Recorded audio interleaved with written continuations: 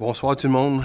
Welcome everybody to April 28th, 2025. Bienvenue à la rencontre du 28 avril 2025.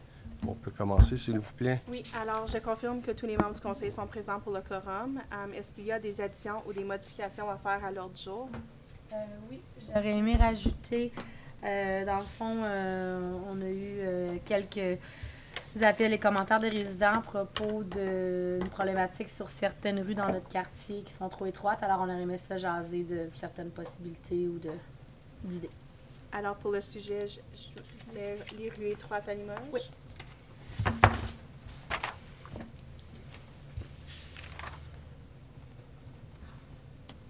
Ce serait quoi ça en dedans de... Le 14, c'est 14, OK.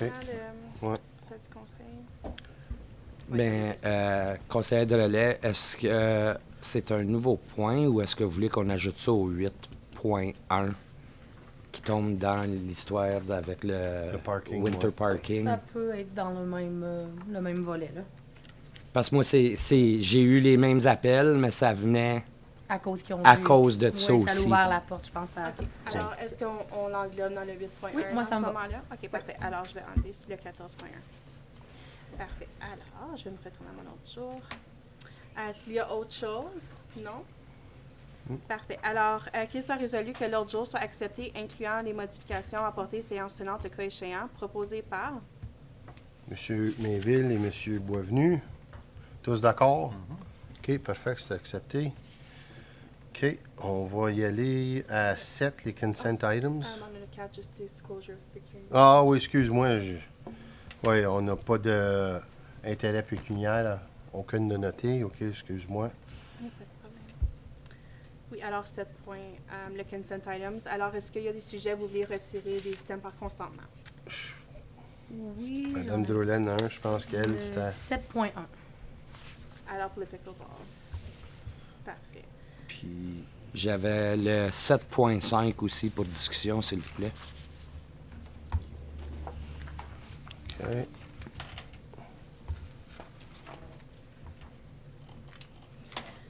Parfait. Alors, est-ce qu'il y avait autre chose? Je vais modifier la résolution pour le consent items.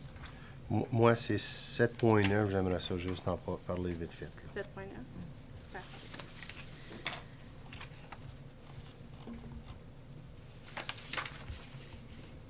Alors, qu'il soit résolu que tous les items énumérés sous l'item 7, item par consentement, sauf point 7.1, 7.5 et 7.9, soient reçus et approuvés tels que présentés, proposés par Monsieur Fogg, et appuyés par. Monsieur Stewart, tous d'accord? Parfait.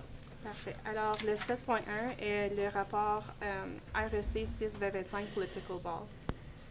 Oui, alors juste quelques petites questions, mais j'ai eu la chance de parler avec M. Lafrance qui a bien répondu à mes questions.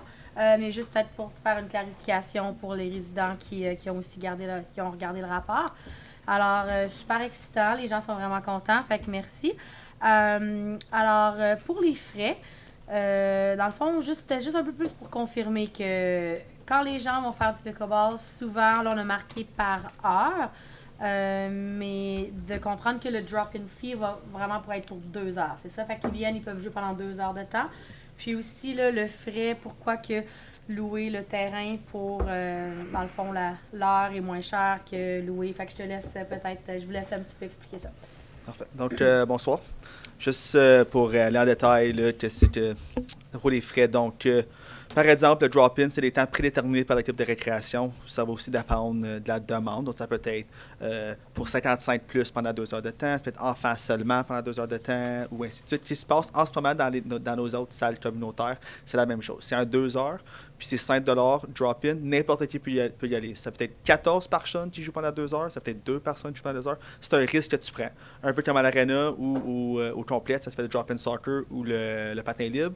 Ça se peut que tu aies la glace toute seule pour toi ou qu'il y a 30 personnes sur la glace, donc tu ne peux pas faire ce que tu veux.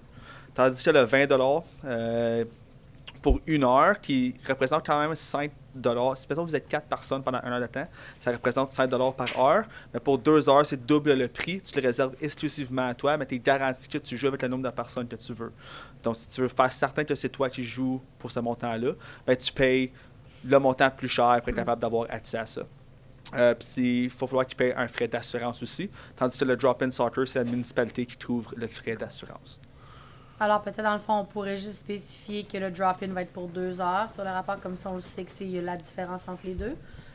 Et puis aussi que, dans le fond, on a dit qu'il va y avoir 3 terrains. C'est ça, juste pour... fait que 3 terrains permet à 6 joueurs. Ouais. 3 terrains peuvent permettre à 12 12 joueurs. joueurs. 4 par terrain, OK. Ouais. Parfait. Super. Yeah, I'd talked to Mr. LaFrance earlier also, just asking about the court for the hour. My little thought on it was that if you're going to be able to have exclusive access to that court, and you're not going to have to share your court, you should probably, or theoretically, maybe you should be paying a premium for that court, right? So you got, if 15 or 20 people happen to show up, and you grab 3 people and say, hey, we'll say we're going to book this court, we won't have to share with all these other people, and we're going to pay the exact same price as all these other people. So if you're going to have exclusive access to the court, maybe we should be bumping that up a little bit. Yeah, it's just for 1 hour versus the 2, though. Yeah. And that's, But so that's and all. that's where the premium would come in, right? It's almost double the price at that point if you, for the Sounds same good. amount of time. Thank you. I think it's great, and not only that, I think the hours that are gonna be that will be available for exclusivity, like you're saying, they're gonna be outside the window of those 2 hours. So you may not get prime time, or you will, depending, and that's gonna be up to whoever books it first, right? Yep. So, OK. Thank you. D'autres questions, oui? C'est la même politique pour les 3 centres. Ouais, pour le drop-in, c'était la même chose. Ouais. À Saint-Eustache, comme ça, c'est vendé comme ça. Le 22, le par heure, c'est la même affaire aux autres places. C'est ça. Alors, la résolution pour ce item était que le Conseil approuve les frais d'utilisation pour les nouveaux terrains de pickleball au complexe sportif de la Nation dans le cadre du projet pilote de l'été 2025 tel que présenté. Est-ce qu'il y a un proposeur? Madame Delolière, Monsieur Mainville, tous d'accord? Everything's a go? OK, parfait. Parfait. Alors, le 7.5, c'est le rapport pour la confirmation des politiques opérationnelles sous le DG.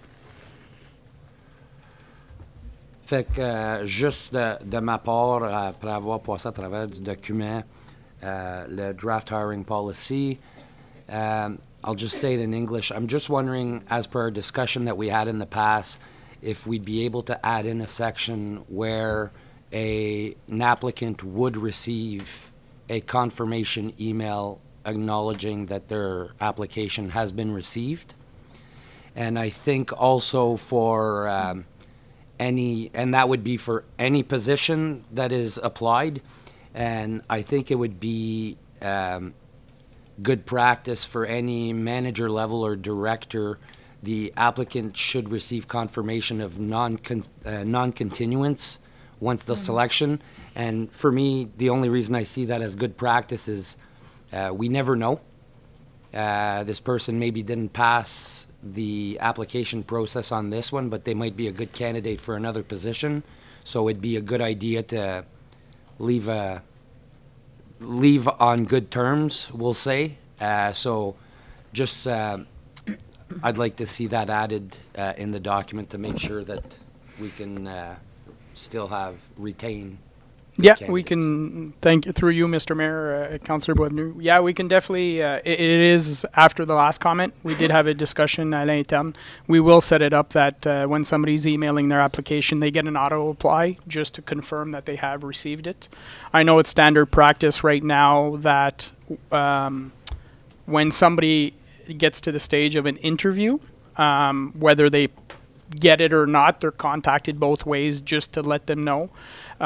We do have something in our in our job descriptions when we advertise them that says only those candidates will be, contacted. So, I mean, to take it a step further and say that after you get an auto reply, to go a step further past that and say you would like us to contact them to say they weren't retained. I'm talking like That it's been received. The interview stage for a director position or a manager position, and we've interviewed 3 candidates. I think it'd be a decent practice to, even just an email saying, we thank you very much for your time, but unfortunately we have gone another direction, or we... Yeah, we currently do that. Okay. Yeah, perfect.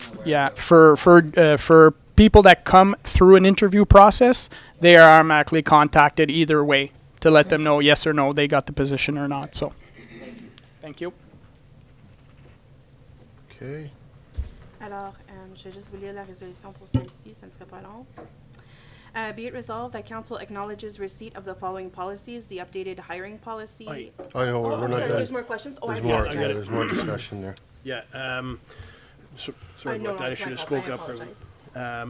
So I guess my first question is, if I'm understanding the original Rep AD 09-2025, confirmation of operational policies now under CAO oversight, am I reading this right, that from now on, operational policies will no longer be brought to council, that the CAO will be the one making modifications, and it will only come to council if council requests to review that policy? Am I understanding that right? So 2 things. If it has been a policy in the past that was approved by council, I will bring it back to council, like I'm doing with the draft policy, to inform you this was a policy that was approved by council, and I'm bringing it for approval, understanding that it will become an operational policy, but you have the ability to request to see it at any point in time.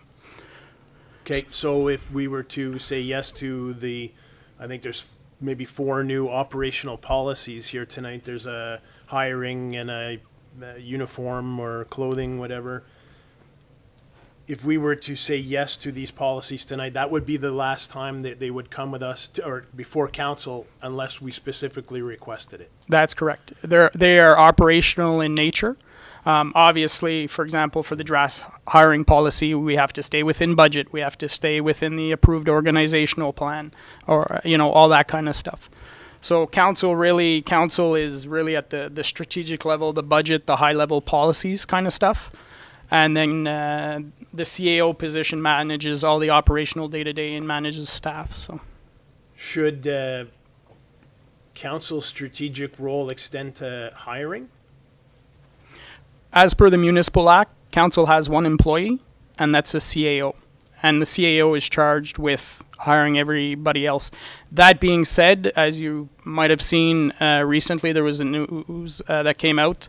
I think it was 169 municipalities in the province are getting strong mayor powers, the nation being one of them. Based on the new legislation, the mayor will have, not council, the mayor will have the power to hire and fire all administrative level staff, so all directors and CAO. Okay, but should council's strategic vision be part of the hiring process? So, in my opinion, I would say no, because council's vision is set through the strategic plan, right? And you would essentially be hiring a person for a position that you have no oversight over. So, for example, one of our director leaves today, and then as administrator, I'm looking for something specific in that role to meet the council's vision. Do you know what we're looking for operationally? What kind of experience we're looking for? What will align with council's vision? What about how we go about and what our high-level vision is for hiring in general? So I'll tell you where I'm coming from. So the next policy after this is the hiring policy, right? So and I'm not in any way a fan of giving up any more oversight than we've already given up as this council. We've cut back on the amount of meetings that we do, so we're less and less involved. And my constituents certainly have never said, Tim, I want you to go there and let the bureaucracy have more non-supervised or control over without elected representation. So everybody says, what's going on up there? We want you to go and try and figure out what's happening at the government level and make sure that there's good oversights of the bureaucracy that's going on.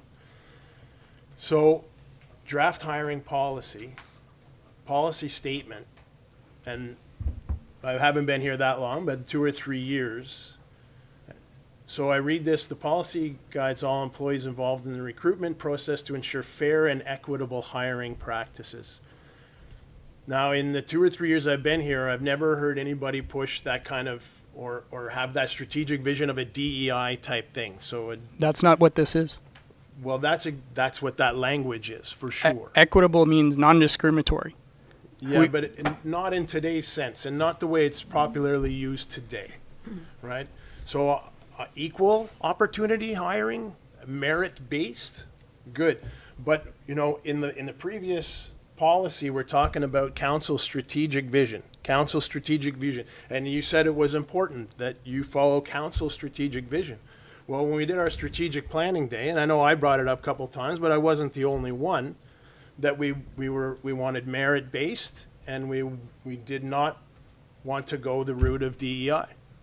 And that's not what this document says So, whatsoever. When I read this and when I talk to other people about this, that's exactly what they hear, and that's what I hear. So I'm afraid to give up oversight of these policies when this, to me, clearly contravenes council's strategic vision. So I say no to the previous policy, and I don't know if it's coming, if we're even able to vote or how that works, but I don't give my consent to remove council oversight, and I don't agree to the way that this policy in particular is written. So, So is it, Mr. like, is it the word equity that's the issue as far as, like, if that word was switched or there was something that was added as far as merit-based or something like that, would you be more comfortable with that? sure, if you want to call it equal opportunity and merit-based hiring, that's what I'd like to see. But I still don't want to give up that oversight. Any opportunity we have for political oversight, I think we need to try and fight for that as council. Mr. Mayor?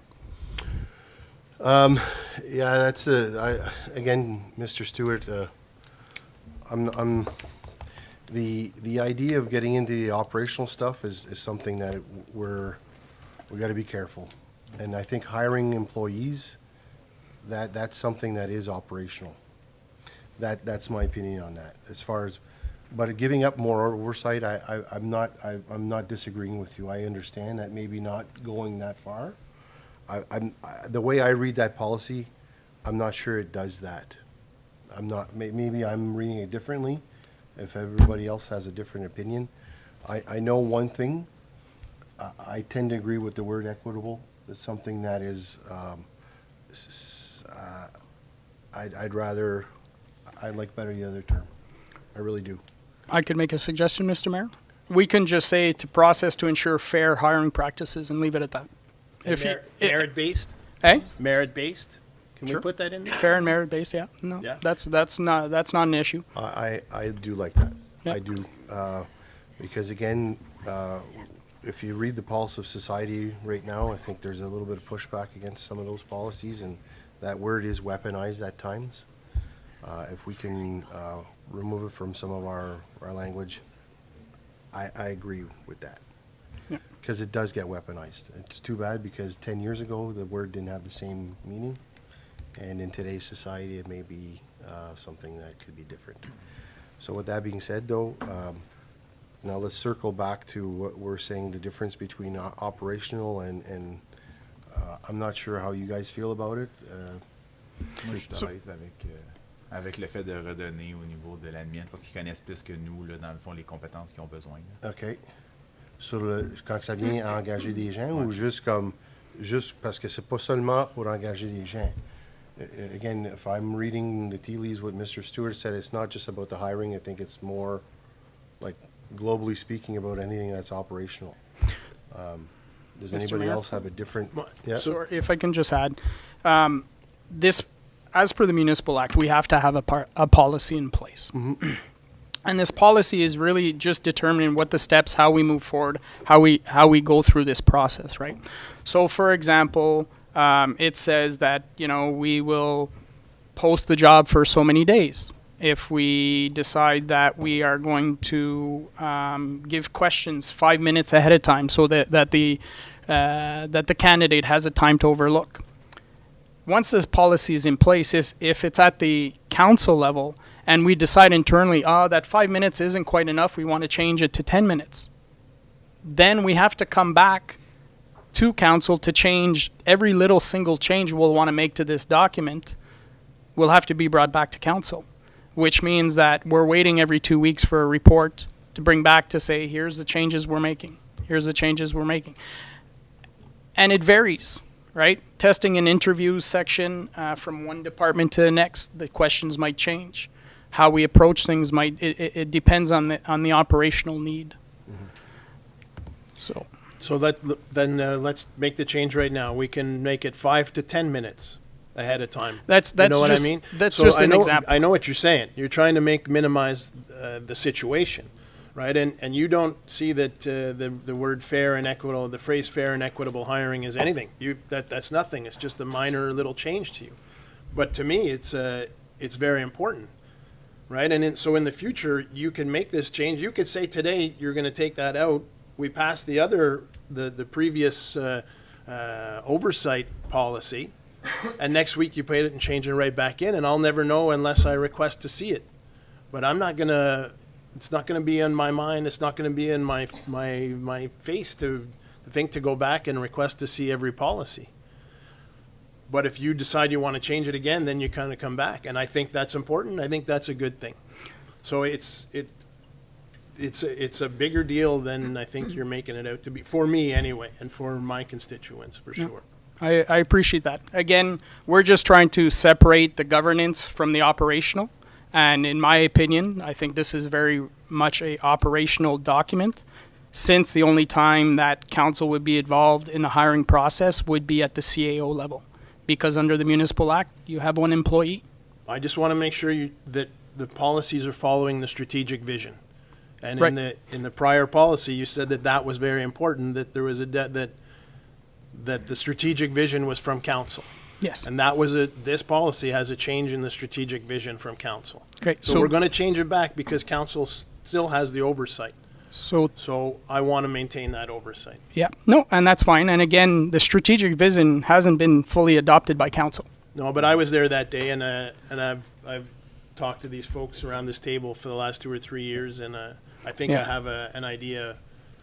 Well, and what that's they're looking for. That's the whole point of having the discussion when it comes to the strategic plan, because it's what the will of council is, not the individual will of 1 or 2 or 3 people. It's what overall the direction of council is. So during our strategic planning process, if there's something in regards to DEI you want in there specifically hiding that you don't want anything like that anywhere mentioned, you don't want the words equitable or diversity or anything there, then you should be putting it, if that's the will of council, in that document. Because the strategic plan is clearly the document that guides the administration on how we move forward. Well, I tried to make that as clear as possible that day, and I brought it up several times. Right, but again, it's council as a whole that will determine the path forward, not necessarily 1 or 2 or 3 members of council. It's the majority. Okay? D'autres commentaires, questions? Just I totally understand what Tim is saying, where he's coming from. So basically, if we say yes to this document, once you start making changes to the policies, we're not going to be made aware unless we request to see it, right? So that's what I understand from what we see there. I feel like there should be an in-between. Like, if you change 5 minutes to 10 minutes, I don't really care to know, right? I do, but I don't, you know? So, but if it's something more major, and where do we draw that line? Like, what do we need to be made aware of? It becomes difficult, but would you make and draft a new document if you were to make a change like this? Because if that's the case, then send us these documents so we can just be kept informed, because I read them, and I'll know, and I'll just like to know. So, So through you, Mr. Mayor. So we all know that we're in the midst of putting SharePoint together as an organization. So members of council will have access to all that information through SharePoint. So you'll be able to go in at any time and look at all the policies. will you flag it when it's changed, though? So Well, it'll do be I go always and look Well, at you'll see, correct me if I'm wrong, Madame Roy, you'll see whenever there's a change that's done in a policy, you'll see the date, updated this date. right? We can flag it if you wish. I, I think we have to be careful though, because there's also the Employment Act, right? The Employment Standard Act. We have to follow the rules established by the province when it comes to this, right? So je vais juste mentionner comme en disant que ce que tu viens juste de dire, c'est parce que peut-être on veut avoir la chance de dire nos commentaires sur les changements. And if we just have a date on the change of the policy, it may not lead to discussion. But it's hard to draw a line, like what do we want to be talking and making changes and give our opinion on versus what it's like so minimal, or it's hard to, or any, yeah. Then we just leave it in the consent, it's in the consent items, and the changes are minimal, and then through they go. It's not complicated, it's what happens. Yeah, like in order to make this change, was there a problem previously? That's c'est toujours ma première question. C'était quoi le problème avant? Pourquoi faut faire des changements? yeah. So through you, Mr. Mayor. So twofold. One is I often hear the word, we want to streamline processes. We want to get rid of red tape. We want things to advance. So that was part of the reason for this change. The policy was older, obviously. We're reviewing it. You know, it was 8 years ago. And I think the other part to this change was simply it's operational in nature. I mean, if council wants to be involved in the operations, we can bring back all the reports you want. Unfortunately, we only have limited resources, and that might slow things down. I'm not, I don't think it's to get involved and tell you guys what to do, but being aware of the made aware of the changes with the ability to speak of it is, I think, important. Now that c'est ça que j'y pense un peu plus. So I just have a procedural question, we'll say. SharePoint's launched. We see changes have been made to a document. Am I able to, as counselor, to contact the clerk and say, I would like this policy that was worked on be brought up at the next meeting for discussion? Yeah, 100%. That's the reason we, in our procedural bylaw, we changed to add to the agenda what item is it? 14? Yeah. Council member items. So you have, at council member items, you can bring up any discussion topic you So wish. if I see that a change has been made to You can bring it up for discussion, like any other conversation you guys wish to have. And could we make changes at that time? You can make recommendation for changes. Recommendations for changes? Yeah, and then you get council approval. If council wants to get into the weeds of the operation and make a change, yeah, definitely. Okay, so the sorry, Dan, I don't want to interrupt, maybe you're not done, but, so the path forward to make operational, as you call them, although I'm talking more strategic, right, strategic changes, is there. The only thing you're not doing is notifying us and bringing it to council in the first place. You're expecting us to go through SharePoint, find documents that have been changed, and request to bring them back to discuss ourselves. Why not just put them on the consent list like we've been doing, and if there's no discussion to be had, they get consented and off we go. Yeah. But if there is issues, strategic issues like this one, we have the opportunity to address them. Yeah, I am fine adding to the agenda, like I think Councillor Dore mentioned. If I'm changing from 5-10 minutes, do I want to make you read the whole thing over again just for that? Right? I'll add it to the agenda. It's not a problem. But that being said, you might become overwhelmed with significant things. Because the reason why it was the 2017 document, that's not how it was happening today. So when I was talking with our HR department saying, okay, if I look at the policy, this is how things are supposed to be done, and that's not what's being done today. So why aren't we following the policy? Because times have changed and this and that, but they never brought it back for updating at council. So if you want us to bring back every time we update something, we can do that. I mean, again, it won't be adding, it'll just simply be adding it to the consent items. but you're going to see your packages, you're going to see a lot of things going over and over simply because they're just an administrative change on the document. Because that's, I agree, I understand his point of view as well, like when is when and when is not when. Je comprends ça et tout, là. Je vois les deux côtés de la médaille. C'est juste que, comme j'ai dit, nous autres, comme s'il y a quelque chose d'important, puis on ne sait pas que ça a été changé, puis ça a juste comme passé, puis une fois que le changement est fait, puis personne ne l'a aperçu, then what? We didn't have a chance to talk about it. I get both sides of the argument here. Like, do we need to see every policy, the 10-minute change? No. Puis on n'a pas besoin de voir que maintenant, le logo de la nation s'en va sur tous les gilets à gauche, à part que le doigt. Who cares about that stuff? That's not, but like, where is where? Where's the line drawn?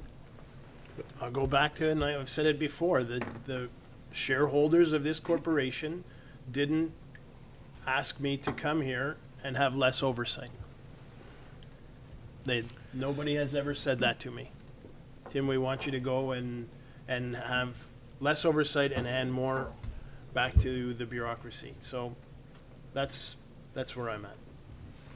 Oui? Mais je vais laisser M. Boisvenu en premier, ensuite George. Peut-être bien tu vas répondre à ma question avant, là, mais so as somebody who uses SharePoint at work, not a fan, but anyways, it's part of my daily duties. And correct me if I'm wrong, if somebody's more well-versed on SharePoint, but when my colleague makes a change to the document, I'm notified. Now, if there were a way to, once you've made a change to a document and you hit save, there's a quick notification that goes out to the @council email. And I mean, something on a document might not be deemed as important in my end, but it might be deemed important to Councillor Stewart or Councillor Drolet. So, am I wrong in saying that SharePoint can do that? Okay. Is that where you were going to say? Yes, so I was just speaking on 2 points. So strategically speaking, we are working on our strategic plan, and some of which the points are to improve communications between staff and council and vice versa. So along those points, we were looking into the functionalities of SharePoint to see how we can do that. So in my mind, if we are updating a policy, there's 2 things. So on the policy cover page, you have that new table I added that will list out all the changes that we implement and who the authority is to apply those changes, whether it be the CAO or council. So everything will be listed there. In my mind, in my vision, once it's rolled out, every time we are amending these policies, a message will be sent to staff regardless, and that you could be included. If we're making changes to the hiring policy, it would be communicated out, correct me if I'm wrong, to staff and heads of department as well. So council members could be included within that email chain or that notification system that we'll be implementing. And within that policy structure, that table, you wouldn't have to dig through. It will be listed there what those highlighted changes are. So a little bit be easier for you to identify if you agree or not with the change proposed. And then, as discussed, we can turn around and bring something back based off of. Okay. So that, well, I think that's a compromise. Are you satisfied with that? Yeah, as long as we're notified of the changes and what they are and have a chance to talk about them. for sure. There's also, when we were going to discuss the resolution for this, we can also separate some from others. So if, let's say, you really wanted to keep the oversight of the hiring policy and then delegate the rest to the CAO, that is also possible.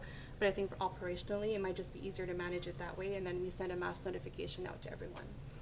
Mr. Doku, unless overstepping. Well, in this case, we know that you're looking to change the word equitable, fair and merit-based. So we can make that change. If this is approved as is, we can simply make that change internally tomorrow, and that's not a problem. OK. Est-ce qu'on est correct avec ça? So we're going to agree to this new HR policy, but starting tomorrow, we'll be notified via SharePoint of changes? SharePoint hasn't fully rolled out yet, but what I can do is say that the HR policy is approved as amended tonight.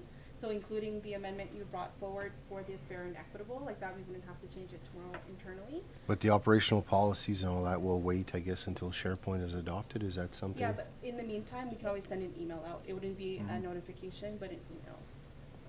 And that topic of internal communication is part of the strategic plan. Right. So we'll have another opportunity to discuss that as well. Est-ce qu'on est satisfait avec ça? Vous êtes correct? So I can read the resolution out as is, and then if you wanted to make changes to it, Okay. if you want to debate more. Monsieur May? No, we're good. Okay. Je vais le lire en français, je l'ai traduit vite fait. Qu'il soit résolu que le Conseil accuse réception des politiques suivantes. La politique d'embauche mise à jour, jamais telle qu'amendée, comme ce soir avec le Fair and Equitable. La politique d'image et de tenue professionnelle. La politique de surveillance électronique des employés. Qu'il soit également résolu que les politiques d'embauche, d'image et de tenue professionnelle déjà approuvées par le Conseil seraient désormais reconnues comme un document opérationnel sous la gestion du directeur général. Qu'il soit également résolu que la nouvelle politique de surveillance électronique sera également gérée administrativement et qu'il soit résolu que le Conseil se réserve le droit de demander une révision ou une mise à jour de ces documents à tout moment. Would you like me to repeat this in English? Yeah, That's fine. please. Yeah. No, it's a big one. Yeah, and I'm still thinking about it, honestly. Yeah. Is there room for more discussion here, or are we reading this? Are we done? If you'd like, we can table it maybe for 5 minutes if Mr. Leroux and Mr. Mayor agrees. Yeah, I and just, have the presentation. right, I first would and like then to we'll- get okay. through the Yeah, presentation. So I'll just, before we go to the presentation, I'll read it in English, so Okay. it could be on the back burner, and Okay. then we can discuss it when we come back. Okay, thanks. Be it resolved that council acknowledges receipt of the following policies: the updated hiring policy, as amended, the updated professional image and attire policy, and the new electronic employee monitoring policy. Be it further resolved that the hiring and professional image and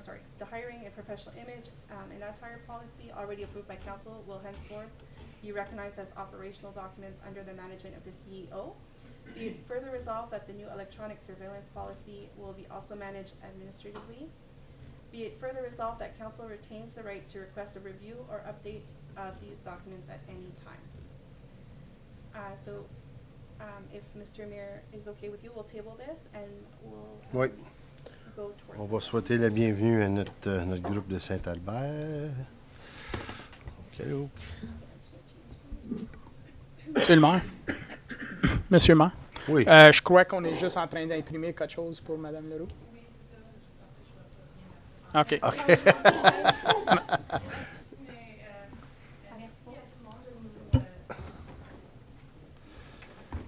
Commencez, bienvenue.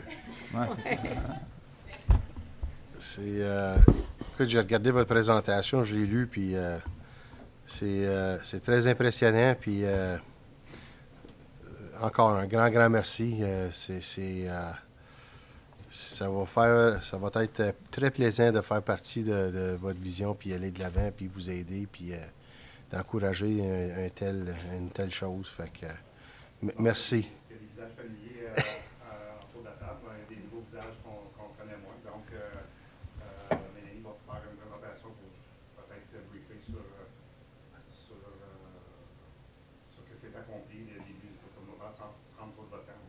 On sent qu'on a tout été occupé, puis ça va être un horaire long pour ce soir. Donc, laisse Mélanie vous présenter. Premièrement, merci de nous avoir accueillis cet après-midi. Donc, en effet, on va juste passer un peu de test pour ceux qui nous connaissent moins. C'est qui le groupe communautaire? Qu'est-ce qu'elle fait, justement? Donc, on est un organisme à but non lucratif depuis plus de 10 ans. En 2015, face à la menace de la fermeture de l'école de Saint-Albert, le groupe de citoyens engagés a uni ses forces pour justement créer une garderie communautaire et assurer la pérennité au sein du village. Victime de son propre succès, la garderie a été réintégrée à l'école et ça a été une victoire collective là, pour la communauté. Dans le fond, l'école est encore à Saint-Albert et continue de prendre de l'ampleur. Donc, fort de cet accomplissement, le groupe communautaire a poursuivi son engagement dans divers projets. On s'est doté d'une mission et d'une vision. Donc, Donc, de promouvoir nos valeurs francophones, de mettre en valeur l'importance de l'agriculture, d'encourager et inciter les relations intergénérationnelles, puis aussi le transfert d'expérience et le partage du vécu. On a aussi le devoir d'être rassembleurs entre les différents groupes sociaux du village de Saint-Albert et on a aussi le devoir de préserver le patrimoine communautaire.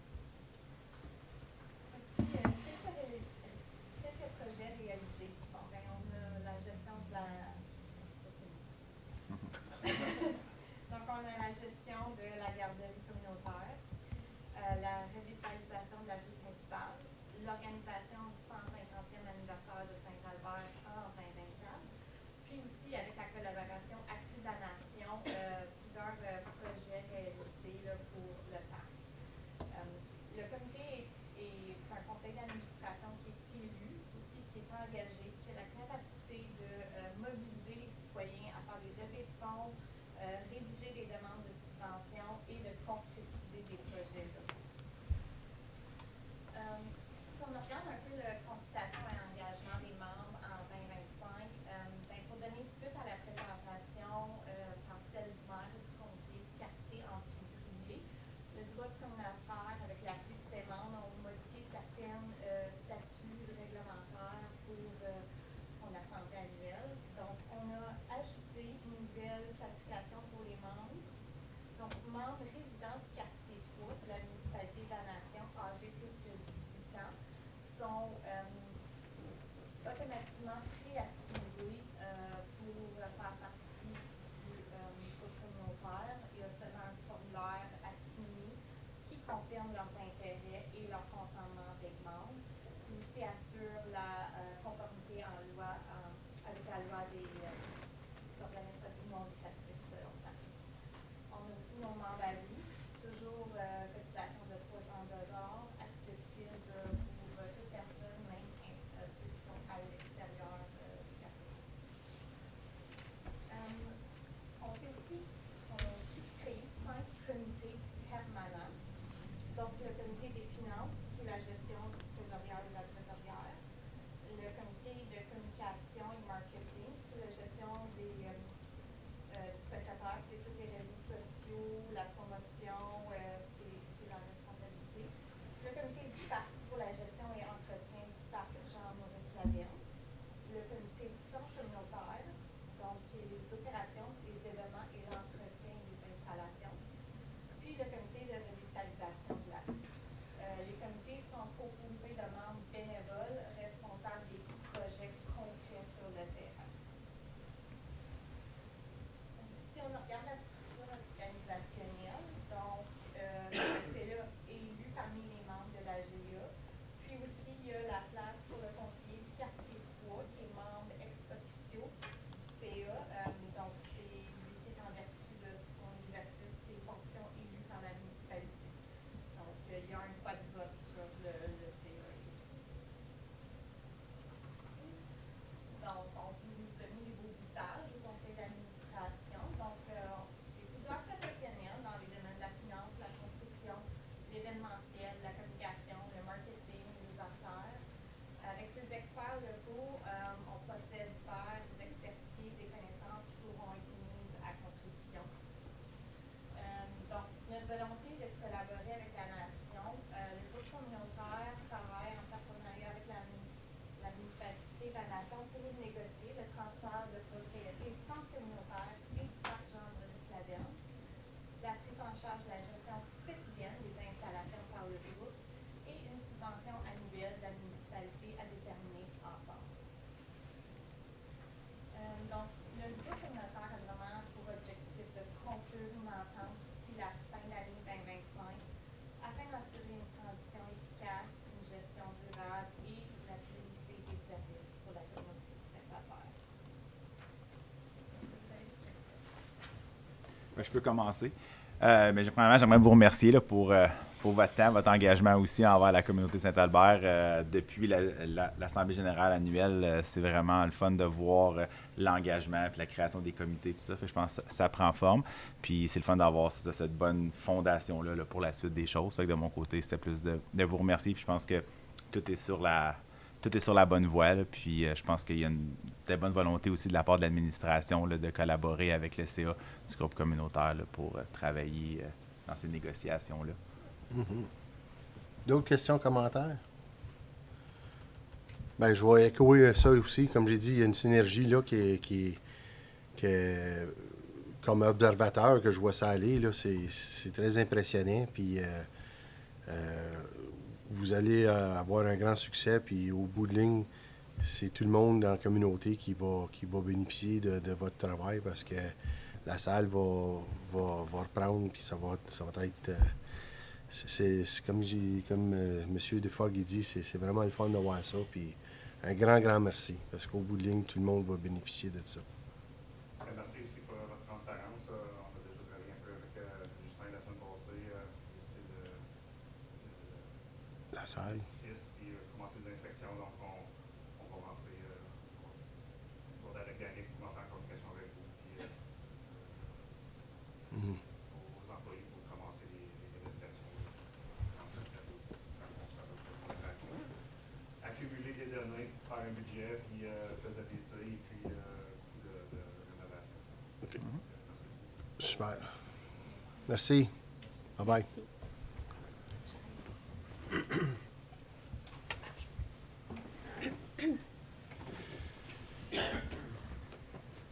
OK. OK, de retour au 7.5.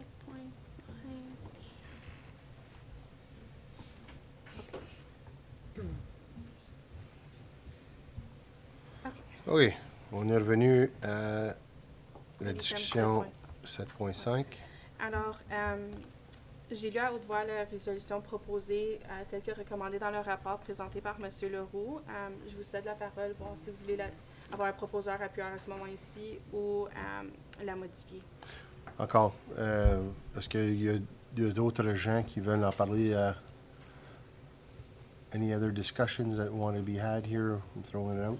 Well, I just want to, I'm just thinking as we're talking and trying, with the SharePoint option, we're reducing the transparency to the public. That instead of having these changes listed on an agenda that the public can access if they would like to, those changes will be hidden in SharePoint and only available to us and not to the public, not to the shareholders of this corporation. So I don't see the big benefit of doing it with the SharePoint. If it was as open both sides, it's fine, but I already see that we're being less transparent with the public by not having these things on the agenda. So that's just as I'm sitting here thinking about it, I like the SharePoint idea other than that. So again, I would prefer that we stick with what we got. I don't know. Yeah, again, I see both sides of the coin as far as the operational stuff. I don't necessarily think it's our role to go through everything with a fine-tooth comb. I don't think that's, but I understand maybe the need to be made aware of those changes. There is the wrinkle of the policy, I guess the transparency as far as public, if they're interested, that they can see. Now, internal policies, is that something that the public is privy to if they want to look at one? Thank you, Mr. Mayor. Correct me if I'm wrong, Madame Roy. But normally, everything is available through a Freedom of Information request. Internal policies, per se, depends on the policy. Some things are protected under MFIPA that there'd have to be blackout. In this case, it wouldn't be a problem to supply that. Mm-hmm. Again, I mean it depends what council sees as its role. I think following the strat plan discussion, the next step after that is the levels of service discussion. Right. Which council will really determine exactly what service levels you want as an organization. So I think that that could tie into it as well. If we want to be, if we want a full open, sourced where everything is available online and everything, and just Every possible operational document is available for the public to see. Council, if that's the direction you want to go in, we can definitely go that way. No, I don't think I want to necessarily create more work. That's, I think, as you're saying that, I'm like, it screams of more work. And I don't want that. I think there's somewhere in the middle. Are we in the middle now? Is that what the question? Are we there now? Is there something broken that needs fixed? I understand that maybe we need clear lines as far as what maybe is operational versus what is something that council should have a look at. But I see both sides of the argument. I mean, and correct me if I'm wrong, I don't want to put any member of council on the spot, but I know that there's history, members of council that work with public, federal, provincial institutions. If you think back at your time in your institution, these are all public domains. Does the public have access to all your internal documents? And I'm not sure if they do because I haven't worked in those domains. But I think the board level, for example, at school board, the school boards does the same thing. Vision oversees what's going on is not necessarily, that's why you hire an administrator to administer the day-to-day operations of the organization. So. Right. Je peux-tu proposer que peut-être comme on pourrait le tabler, puis si des membres du conseil, même moi j'aurais peut-être des questions supplémentaires parce que là ça fait réfléchir. Là. On pourrait peut-être poser des questions aux gens de les. Ouais, je pense qu'on n'est pas super pressé pour l'adopter. Je pense que le tabler puis comme juste laisser ça, let it stew for a bit. Là. I think that's something I think that's probably best because again there's maybe a little bit more meat on the bone than originally thought. Mr. Mayor, I have no problem deferring the item if you wish. Is there anything specific you're looking from me to add to this discussion? Well, I think it's not necessarily to add. I like the additions that Councillor Stewart brought forward. I think just to add to the conversation that we had, I see my role as a councillor to be an informed citizen, right? And if I see through SharePoint that there's been 15 documents that have been changed and I've gone through them and I've looked, but as an informed citizen, if you've added 10 minutes instead of 5 minutes for interview prep, to me, I don't see it as important. But having the ability to see in real time what changes were being made, as an informed citizen, representative for the residents of my ward, having the ability to make the distinction that, yes, we do need to bring that document back with the changes that I've seen, and the less important items, such as the change 5 minutes to 10 minutes or whatever it may be, as long as I'm informed that the changes have been made and I, as the councillor and the representative of the taxpayers where I'm at, am able to bring the document up for discussion at a meeting, then personally I'm satisfied with. I don't think you should have to be sitting up here to be an informed constituent. I think all constituents should have the ability to be as informed as us. Agreed, but a lot of them did not choose to sit at council, and I can talk to some of those residents and they couldn't care less. But then I have other residents that expect me to be their representative to explain these things to them and to bring these things to them. And I get what you're saying, that I would love if every single one of the residents in my ward would sit down and go through every single agenda. I just wonder where the line is. You don't need everyone. All it takes is one. If there's one that wants to be as informed, I think they should have the right to be. It's just like, where's the line? Like I said,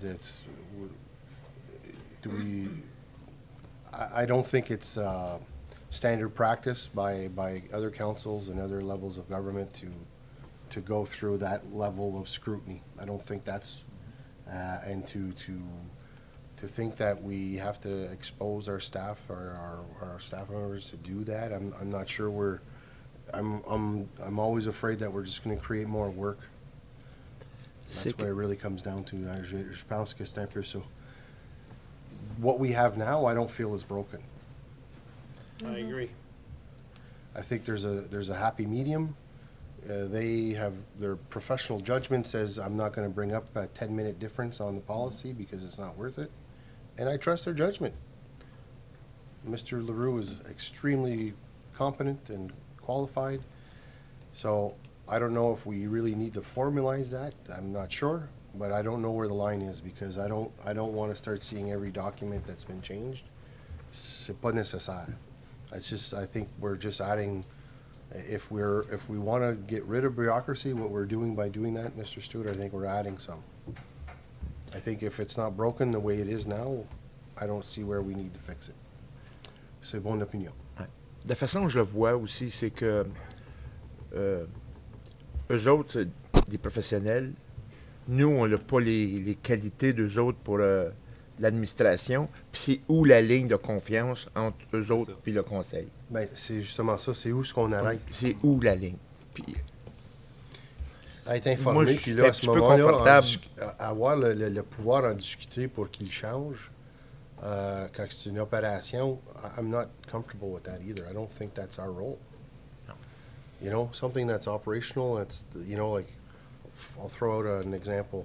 If you go and Mark decide that, okay, we're going to change the routes of how the plows get deployed. You can give us that information, but it's not for us to discuss that at council. That's an operational thing. They're paid to figure that out. That's where my line is. I'm not sure where that is. It's blurry right now. Moi, comme j'ai dit, on n'adopte rien à soir, mais I appreciate the opinion. I really do. Je comprends où c'est peut-être des zones grises, mais à ce moment-là, comme des détachements de terrain, à ce moment-là, on va-tu dire à Guylain comment le faire? C'est pas... It's operational stuff. If we're made aware of it, great, but I'm not going to start here discussing on how we went about it. That's not for us to say. That's not our role. Donc, with that being said, though, it's a great topic, and it's like I said, it comes down to philosophy and how you want to approach, because it does hinge on transparency. I get the idea. That's a big word for us, right? We're always in a position that we have to make sure that we are as transparent as possible, and then at a certain point, and this sounds awful to say, but at a certain point when you swing too far on the other side, then it becomes almost like you want to bury people in facts and figures and things that they probably don't really need to. I don't know. Like I said, there's a big gray there. Mais on va le ramener là, parce que je pense que c'est quelque chose que on peut réfléchir encore pour une couple de semaines avant que ça soit adopté. On n'est pas extrêmement pressé pour l'adopter, mais tu as un dernier commentaire? Merci, Monsieur le Maire. I was just going to say I understand the discussion. I understand the transparency and stuff, and where is that line? You know, you gave an example of the roads. Does council need to know that there was a route change? Not necessarily. Does the public need to know there was a route change? Not necessarily. However, if a resident comes to you as an elected official and complains about something, then you have the role to step before the administration and say, I got a complaint about this, can we discuss this issue? Mm-hmm. Right? So if we're hiring somebody and they have an issue with something that happened during the hiring process, you know, first I would suggest that you send them to the administration so we can have a conversation to understand what it was. And then we can speak to the resident. And if they're not happy with the solution, then they can go back to council, and then a council member can say, I have an issue with the draft policy or the approved policy on this matter, and then we could have a discussion at that point in time. But that's how I see the process moving forward. Right. Again, we serve at the will of council as a whole, so we'll take direction from you. No, and again, if you want to draw comparisons, like I said, I'm a school teacher, and I see how the superintendents work. They answer to their elected officials, the elected officials don't tell them how to run schools. It's just not, that's not what they do. So there is precedence out there. There is other bodies that are very similar to ours that do the same role. And again, it would be like not to put down the elected officials that work in the school boards, but it would be pretty scary for them to get into the day-to-day operations of how a school board is run. They weren't trained for that. They're not, there's certain skill sets that come with having to run a school board. So we're a little bit of the same, but I think with that being said, I think we can, making people aware is never a bad thing. That awareness is important. So that's where I get it. Je comprends. Je vois la philosophie. I understand. That's why we're going to table this, and we'll circle back to it. I just might add, and I don't want to, but I would imagine there's school board reps who know more about how a school board is run than I knew about how a municipality is run when I was elected to become a councillor in this municipality. Right? So they may well be very informed, they may not know, and they're not trying to, and in my case, I'm not trying to run the day-to-day operations, but the issue that I brought up tonight was a strategic one. No, and I that's wouldn't have known. why. And I think the public has a right to know. But anyway, I agree No. that's it. Okay, so I think we'll agree to table it. We'll circle back because it is I'm not sure if I see this issue as a fork in the road thing, but I think it's something that we all need to be at ease to go forward because it is a philosophical issue that everybody needs to have some form of, they need to be felt like they were heard and that they had their input. Donc, okay? So I'm just going to do the resolution to defer. Be it resolved that council defers this item to a subsequent meeting proposed by Oui. Monsieur Fogg, appuyé par. Monsieur Stewart, tout est d'accord? OK, on va le rapporter dans 2 semaines, OK? Oui. Alors, le prochain point, c'est le 7.9. Oui, donc ça, c'est moi. C'est concernant les booster pumps, OK? Donc, Monsieur Pigeon, c'est juste parce que je voulais demander, c'est une question de capacité ou de pression qu'on a, c'est nécessaire d'acheter ces pompes-là puis faire des upgrades au système? Oui, certainement. Bonsoir. C'est vraiment les deux. Capacité avec les nouvelles maisons puis le développement à Limoges. On va en avoir de besoin pour les prochaines années, c'est certain. Puis pour pression, on était vraiment pas borderline, mais on approchait dans la prochaine année. OK. Excusez. Donc, on avait fait des tests dans les derniers 2 ans avec le système, puis on était dû cette année à vraiment changer ces pompes-là. Donc, en passant des 7.5 à des 25 horsepower, ça nous donne la capacité de jouer avec la fréquence et être bon pour les prochains 10 ans, en fait, de pression. Puis, juste aussi pour mentionner par rapport au rapport, donc on l'a sorti sur Bids and Tender, puis on a eu 6 bids overall, puis on avait fait une classe D qui était estimée au-delà de 700 000, puis ça l'a rentré à 450 000. Donc, c'est ça aussi pourquoi que je voulais noter. Il y a eu un saving d'environ 300 000. C'est excellent, ça. Fait que... non, ça valait la peine d'être mentionné. Fait que non, je voulais juste savoir, parce que comme j'ai dit, veux pas, c'est encore 400 000, c'est un gros investissement. Je voulais juste faire certain que ça va... Je sais qu'on va avoir besoin de plus de volume, veux pas, avec la croissance, mais que juste le fait qu'on a des pompes qui sont capables de pomper plus de volume puis plus vite, ça va augmenter notre capacité en le faisant. Là, fait que, exact.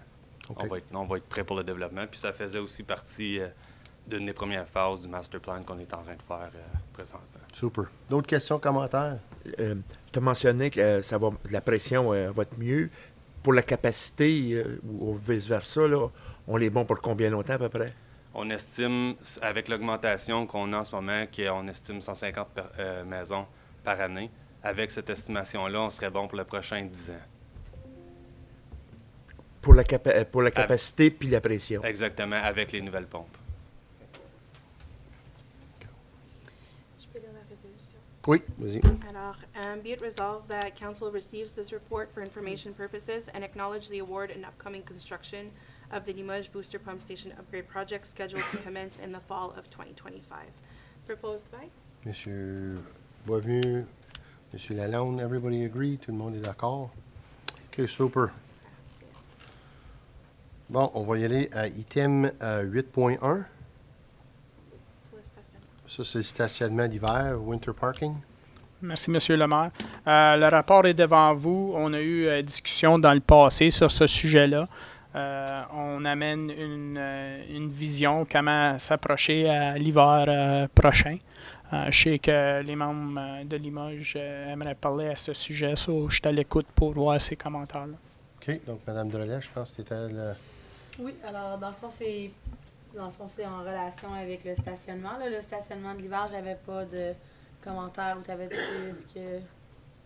Ben moi, c'est juste les seuls commentaires que j'ai eus, puis c'est pas un secret que je suis aussi premier répondant à Limoges. Puis il y a certains petits chemins de travers, exemple, donné Asselin,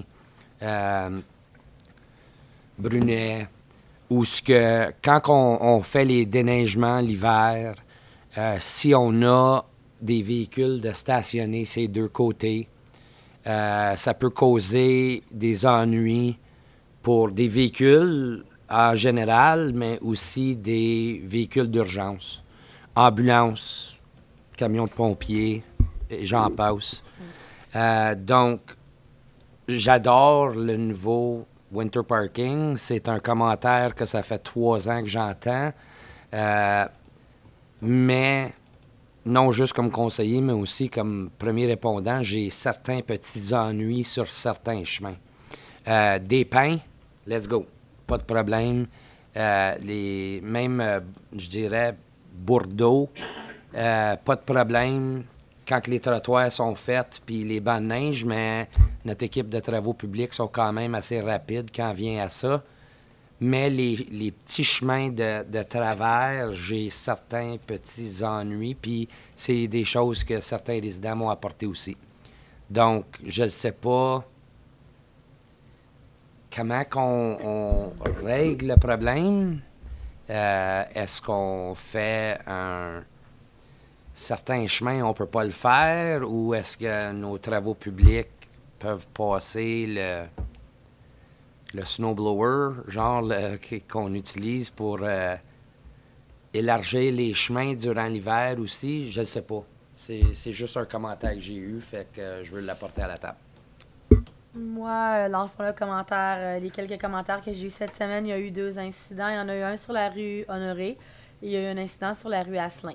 Que la rue Asselin est beaucoup plus étroite quand que je regarde que la rue Saint-Honoré. Mais les voitures stationnées de chaque côté de la rue ont fait qu'une autobus cette semaine a été coincée sur Honoré, juste dans la courbe, le coin, puis on a eu une autre autobus qui a été coincé sur Asselin. Alors, le chauffeur d'autobus, je sais pas comment ça fonctionne, mais je pense pas qu'il peut débarquer de l'autobus quand les étudiants sont dans l'autobus. Alors, il a commencé à klaxonner, là, les voisins sont sortis, ils ont commencé à cogner aux portes. Alors, c'est pas la première fois que ça arrive dans mon quartier 6, et je pense dans son quartier aussi. Alors, ce serait pour demander peut-être qu'on apporte une solution à la table. Est-ce que peut-être qu'on peut seulement se stationner d'un côté de la rue versus l'autre? Et puis, on a eu aussi quelques résidents qui ont apporté des bons points, je trouvais. Supposons que oui, on dirait que la rue Honoré, on peut seulement se stationner d'un côté. Peut-être pas avoir le côté qu'on peut stationner où est-ce qu'on a la petite passerelle, à cause que ça va rendre les choses difficiles quand les gens arrivent avec leur vélo ou quoi que ce soit. Peut-être que ça soit de l'autre côté de la rue. C'est certain que ça va être le côté, notre ingénieur, les travaux publics qui vont trouver quel côté qui est plus approprié, mais juste garder ça peut-être en tête. En vivant dans le quartier, je trouve des fois c'est facile de vous apporter peut-être des petits points que si vous ne vivez pas dans ce quartier-là, que vous ne les voyez pas autant que nous.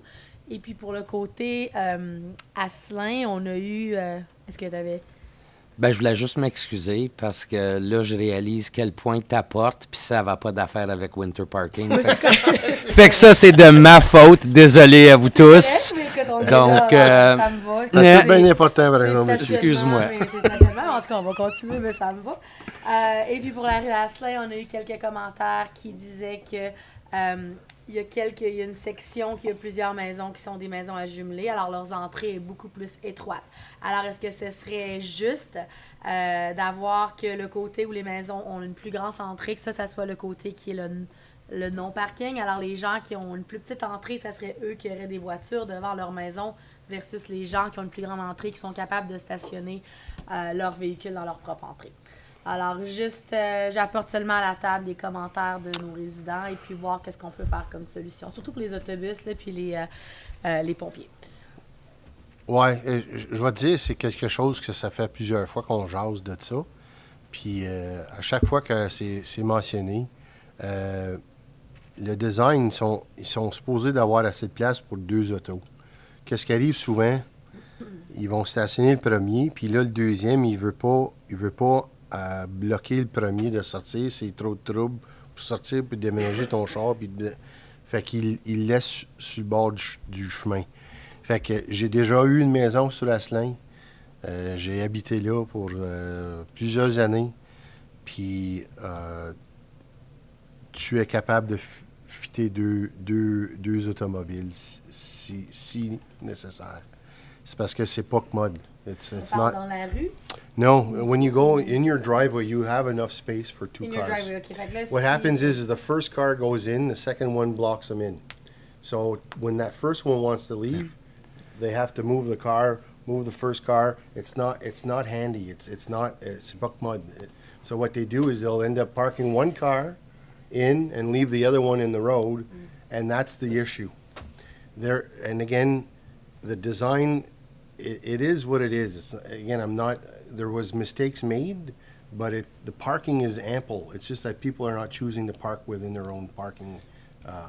And again, that's through experience. I live there. I know exactly what it And is. maybe from being in my neighborhood, I feel like, I guess when we first bought 15, 17 years ago, when South Indian area was getting developed, we all had young kids. Now our kids starts to drive, so it makes it 2 more cars in the Right. driveway. So I feel like as our neighborhood is No, getting I- older, it's like all these I kids agree have with that. cars, but yeah. Where do they go? Je comprends ça. Yes, so Si it tu as is. plus que 2 automobiles, where do they go? That's a great question. And If I can comment on this, Mr. Mayor, in 2015, that question was raised also, and it's always the decision which side of the street should have the no parking, especially on Asselin Street. We had that discussion. There was also Brunet at one point. We can have a look at it.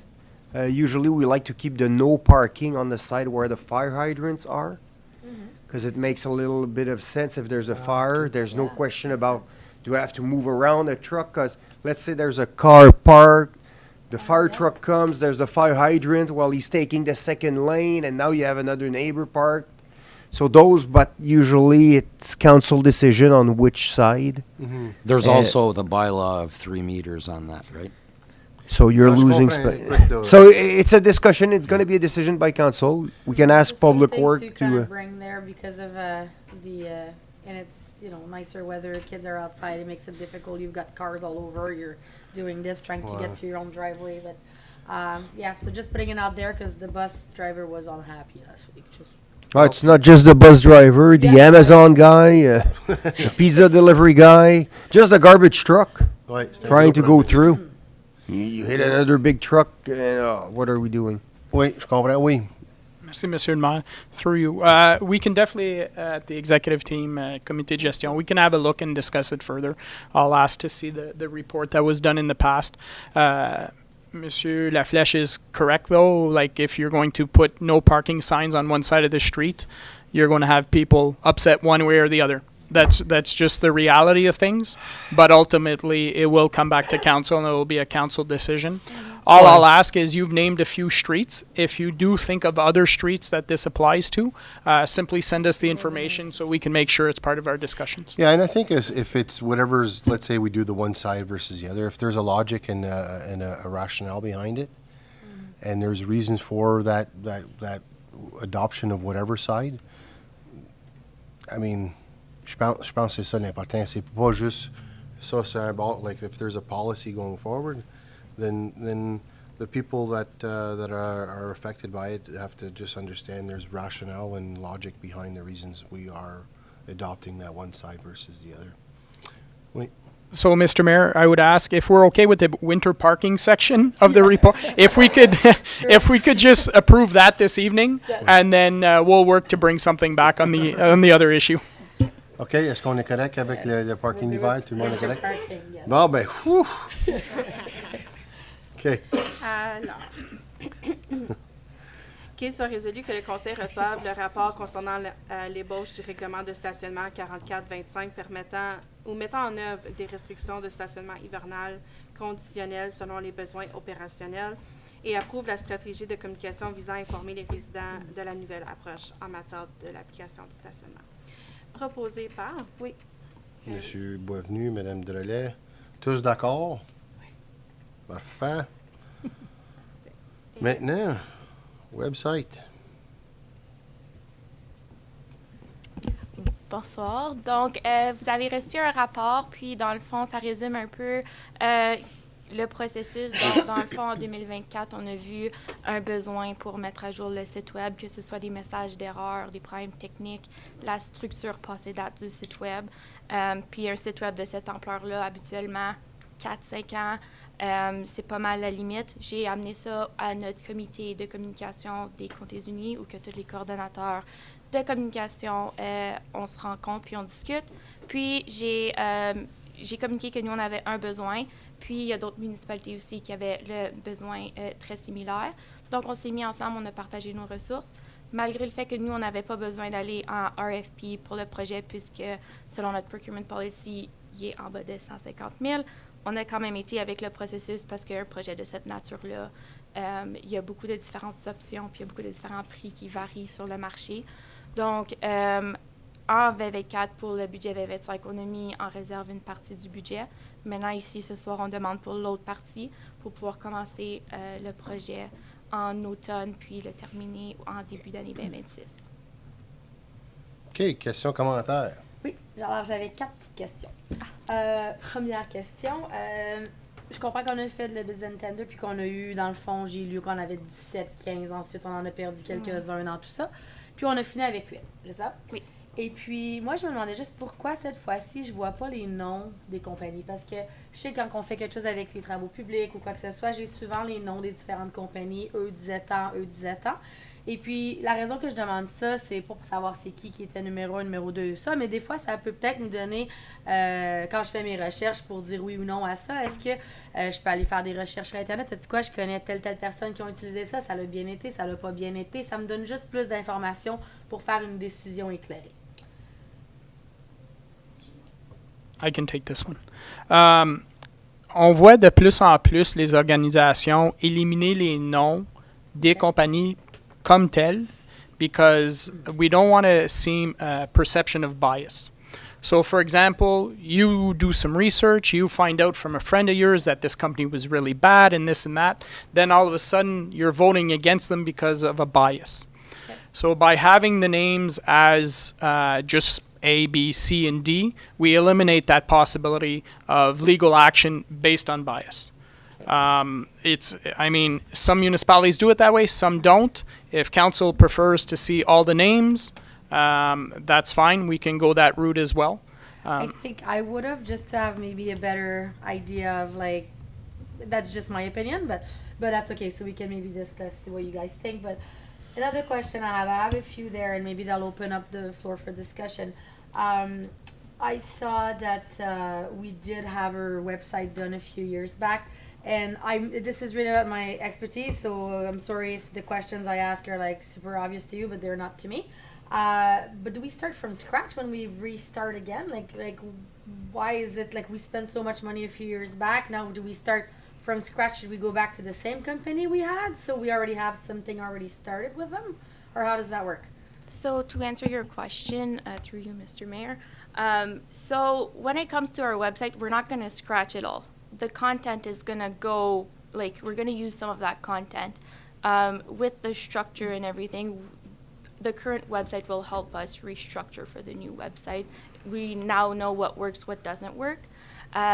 The reason that we are redoing the website and not just fixing the current one is that we are having a lot of issues, and it's not just with the front end of the website, it's also with the back end of the website. So by example, a small change we had to do last week should have taken 10 minutes. It took me 4 hours because there's a lot of troubleshooting. So I guess that's a little easy explanation, but also so again comes back knowing the name of the companies that we have. If like the one that we have is number 2, I don't know if I want them again this time around, right? That's just kind of for me to another thing I've noticed is company number 1, which is the one that now you move forward, I guess. But my question is, I don't know where I read that, but I read that it annually for the first year it would cost $9,840 to have the maintenance. They would take care of like our first year maintenance, first year everything. My question is, I would have probably liked to know how much it would have been for the other company, because is this fee will be every single year, or what are the other company charging every year? Just have more details on what the other company's maintenance fee yearly would be. Yeah, so it's very similar when it comes like in between businesses, and that fee is also included in their proposal for the first year, and then it's a recurring fee. That is a package that they suggested, so we got to like pick the package that fit our needs the most.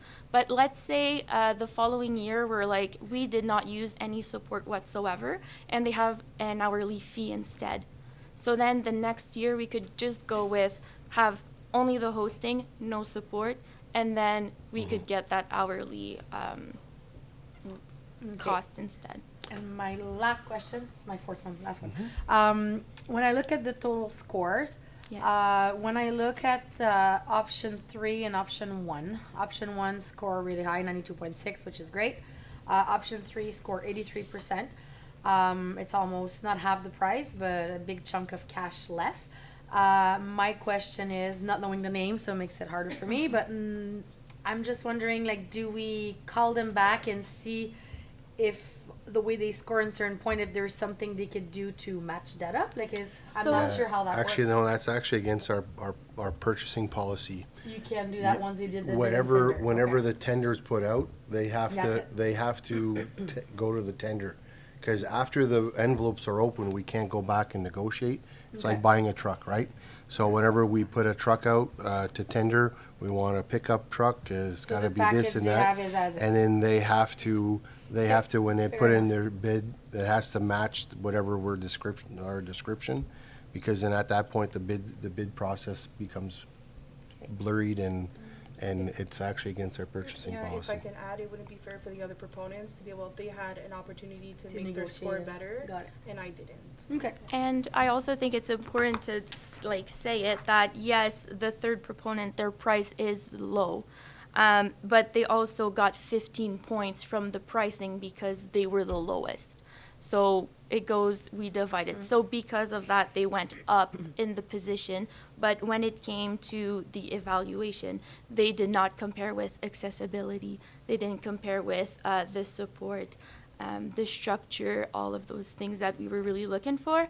And something you mentioned about going and see what those proponents have as clients, that was a big chunk of it that was very important to us, was to have somebody that has the experience with municipal websites, and the proponent number 1 has the most experience with municipal websites in all of them. They have a really big list of examples that we had the chance to go look. So that also helps with the evaluation, if that makes sense. Okay. All right, those are my questions. Très bonne question. Were the evaluators aware of the names of each Yeah, so the evaluators was me and two other coordinators of comms from the municipalities that were taking part of the RFP with us. So they also got the chance to do the whole process like we did with the scoring and then the pricing and all that, and they knew everything that we did. Yeah, so you knew the names of the companies that you were evaluating. Yeah. So that, I mean, so I lean more to, I don't know why we wouldn't share it with us as well. And, you know, the example given that there could be bias if the names are known. Well, we're only kind of withholding the names from the public and us. You know?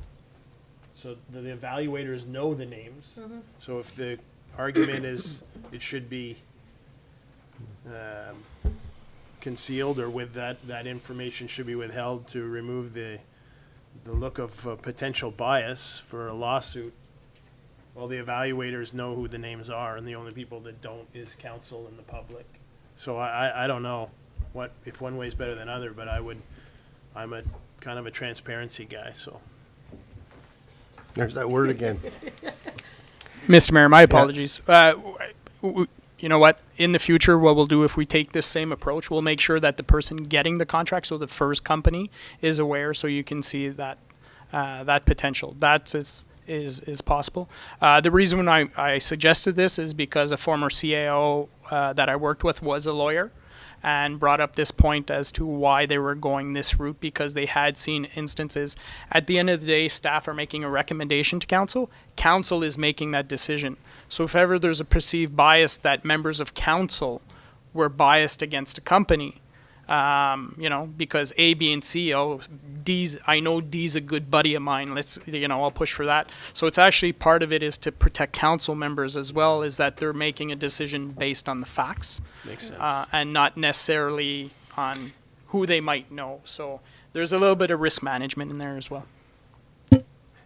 I get that. I think maybe, like I said, maybe the company that did win, that did get maybe we can make that public. I think that's fair. I think that's a compromise. And yeah. So in it's a this good- case, if Madame Deschamps can just give the information as to who the proponent one was. Yeah, so it's a Canadian company. It's Up and Up. They do a lot of websites. They have North Stormont, North Dundas. They have a very, very long list. And yeah, so they are Canadian, and that was a priority too for us, that the hosting and all that was in Canada. Right. When it comes to security. And we don't get a discount because all the other municipalities around us are using the same company? No. So that was in the proposal, like they had the option to lower their price if they wanted, because we were more municipalities. So we don't know what going. they did. It's just like what they gave us. Again, when they open up the envelope, Okay, got it. So right? Perfect. just to clarify that point, it's a two-envelope system, as Mr. Marco just pointed out. So essentially, we open the first envelope, and it's the tender itself as to all the qualifications of all the points we're looking for. So they bid on that project. Once they meet a certain threshold for that, then we go to the second envelope, which is the pricing. And then we score the pricing. So if ever somebody doesn't make the actual threshold, the technical part of it. the technical part, we don't even open their pricing. We just say they didn't meet the technical target, so we move on. Thank you. Merci pour ça, c'est important de savoir ça. So, just a quick question on my part. So let's say I have a resident that looks at this and sees 75,000 total, I believe. 72. I know there was funds in reserve and all, but so I've got it says here total project cost of 75. So technically, that's a half a percent, right?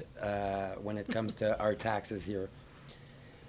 A resident that's not very familiar with this goes on our website and clicks around and everything seems to work, and comes to see me and says, why are you spending $75,000 on a new website? What can I tell them that this new website will be able to do for them that the old system that we have currently can't do? Yes, so when it comes to transparency, a word that we hear a lot, this new website with the modules that we've selected in the package, one example is the bylaws and policies. They'll all be organized and there's going to be a searchable solution. Everything will be easier to access. Right now, our current website, if you go on that page, it's all drop downs. And then sometimes you have to go clear your cookies or else the drop downs don't open. So that's a problem we've had often. And explaining to someone over the phone how to go clear their cookies is not realistic because chances are they're probably not even going to call us. But it's a problem we've had very often at this moment. And then when it comes to also resources, like I said, it took me 4 hours to do a change on our website. That should have taken 10 minutes. And it's things like that. So the modules. And also it's important to note that the $40,000 website we currently have doesn't even meet our needs. And when they developed it, they said that they should have charged more, knowing the scope of the project.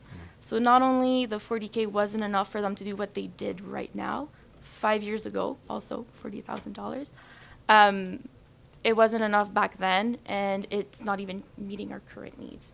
So that's a little how I would explain it, why so high. And I think also you can see when you compare the proponents, the average was $66,000 with those top 8. So Now I see at the bottom there's the addition for the optional module of the chatbot. Now, the chatbot is obviously probably going to be AI based, and is that to assist a resident in finding stuff on our website, or would that just be the plain old search field that will be included in the current 75,000? So the chatbot would be, they could click the whole thing, the chat pops up, they can have a conversation with the chatbot. One of the reason we put it a little more as an optional module for the back burner is that technically we would have to set it up. Yes, it's AI, it generates, but we have to set up all the things that the chatbot would say to them. Yeah, never So mind. that's a little why it's in the optional modules. We didn't include it in the scope. But it's, if something that council wants, eventually it would save us resources as to phone calls and all that. Thank you. Just to add to the conversation, the website, we should really think of it, it's an asset. It's a digital asset, but it is an asset that falls under our asset management plan. Therefore, 75,000 lasts about 5 years. You can anticipate that, we'll create a reserve at one point of 15,000, 20,000 a year, just so that when we get to year 5, it's not a big hit. That's the process we want to go to. But yes, there are things on the digital scale, like we talk about, natural asset management or physical asset management, but there's also digital asset management, software asset management. All these things do have a cost. But I think as long as the asset has value for the taxpayer, fine. Yeah, no, I think it's all estimated timelines, right? So if they put $15,000, $20,000 aside a year, knowing that the probability that we're going to have to change and update our website in 5 years, And also investing like with the bigger proponents than the cheaper ones, it also helps having the proper infrastructure for us to just keep it up to date. So maybe in 5 years, it won't be a conversation that we need to restart it because it doesn't support our needs. Maybe it's just going to be to put it up to date or do a little refresh or a little revamp. So that's also something that we can consider. C'est important ça aussi, oui. Yeah. D'autres questions, commentaires? Good stuff. OK. Bon, ben, on va adopter ça. Alors qu'il soit résolu que le Conseil autorise l'allocation de 45 359,64 sous dans le budget de 2026 pour compléter le projet du site web municipal pour un coût total du projet de 75 359,64. J'aimerais aussi ajouter qu'il y a une contingency fee dans ce montant-là. C'est pour ça que c'est à 75 000. Alors, proposé par... Ouais. Monsieur Fogg, Monsieur Mainville, tous d'accord? We're good? OK. Maintenant, on est rendu à 11. Oui, alors c'est une demande de don dans le cadre du tournoi de golf pour le sergent Mueller. Oui. Donc, ça, c'était une lettre. Okay, so, yeah, that was exactly what I was thinking. So, did we want to do... Okay, because Mr. Stewart here's pulled out the website of the different plateaus here. There's a closest to the pin partner, which is $600. Is there, like, can we send somebody to play? Is that an option, or? No, no, it's sold out apparently. Okay. And I'll just scroll back up on the page a little bit here. Like the cheapest one to play would be $16.50 for a foursome, but everything is sold out up there. So our options are basically a 600 longest drive, 600 closest to the pin, or a 300 food partner, or a 250 legacy partner. Okay. So, with that being said, is there anybody, qu'est-ce que vous pensez? What are we thinking, the 250 range, or are we, look, Le lieutenant Miller, c'est le monsieur qui était décédé. Là, qui s'est fait tirer à Bourgette, là, ouais, c'est ça, qui est mort en... Oui, C'est un petit peu d'ajout. The funds being raised for this tournament go to CHIO. ouais. Madame Mueller avait décidé que avec ce qui s'est passé with the pension and everything from the OPP that she didn't need the funds. It was originally started for her and her family, but she decided to redirect it. So now it's a CHIO fundraiser that they do every year. Well, I'd propose maybe a 600 longest drive, and I'd give 100 from Ward 1 if the other councillors would like to join in. I'm not. I can give like 300 right away. OK. So, à 600. OK. OK, merci. Trop vite. Fait que dans le fond, il faut se rendre à 6. OK. Ouais, on est déjà rendu. OK. And which one, closest to the pin or longest drive? Do they both have availability? Because one of them said, okay, guys, there's only 6 available. Got it. I'm a horrible golfer and can't do, wouldn't win both. So whatever you want. Okay. Yeah, it looks like maybe the longest drive. I don't know. I see closest to the pin has 6 available listed about OK, there. bon, so- ben, C'est lequel, the longest drive? closest to the pin. Mr. Mayor, I would suggest that we're just giving, don't specify anything. We're giving 600 and they can allocate it to whichever hole yeah. they find is preferable for them. Alors, je vais juste répéter.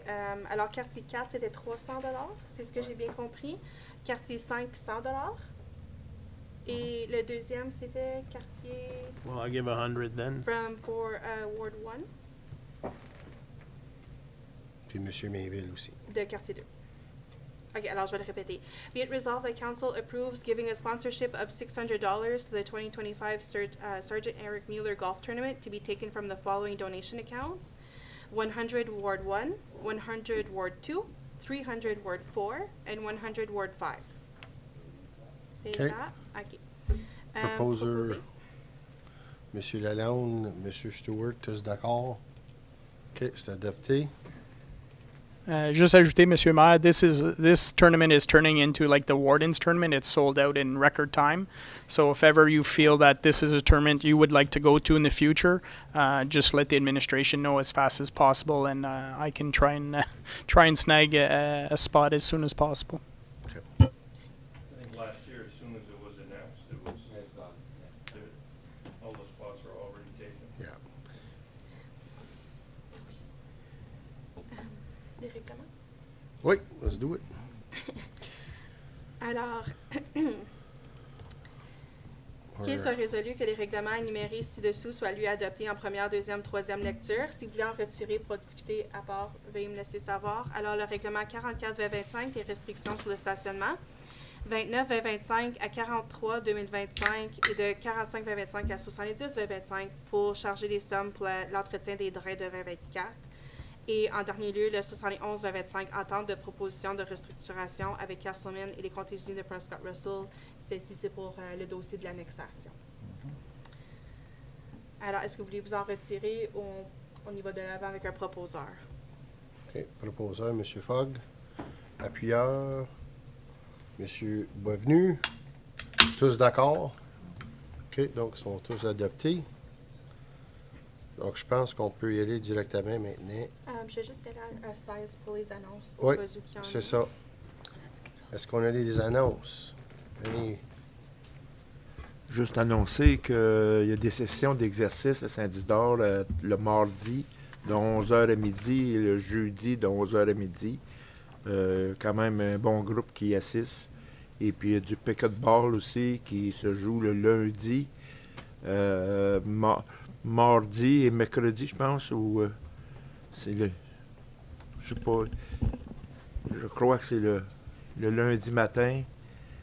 Si je peux ajouter, Oui, monsieur vas-y. le pickleball, c'est le lundi et vendredi, lundi matin et après-midi, donc de 9h à 11h et de 1h à 3h, et le vendredi, c'est seulement le matin. OK. Parfait. Mr. Stewart? Yeah, I just want to let everybody know that the Riceville Agricultural Society will be hosting their annual Mother's Day brunch on May 11th at the Fernier Community Hall, and it's the best homemade brunch you'll get anywhere for $20. So hopefully I see everybody there. It's fantastic. Great. OK, oops. Confirming. Oui. Qu'il soit résolu que le règlement 73-2025 pour confirmer les procédures du Conseil à sa réunion ordinaire le 28 avril 2025 soit lu et adopté en première, deuxième, troisième lecture, proposé par... Madame Drolet, Monsieur Stewart, tous d'accord? Everybody's good? OK. Parfait. Alors, la prochaine réunion du Conseil, je crois, est le 12 mai pour une session ordinaire.